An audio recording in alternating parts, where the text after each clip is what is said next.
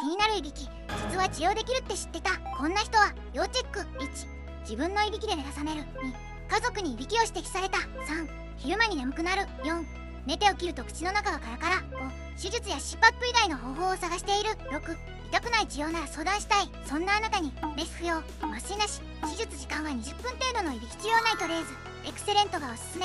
ナイトレーズエクセレントはレーザーで喉の粘膜を引き締め、いびきの原因にアプローチする治療。あなたも今日から静かな夜を取り戻しませんか？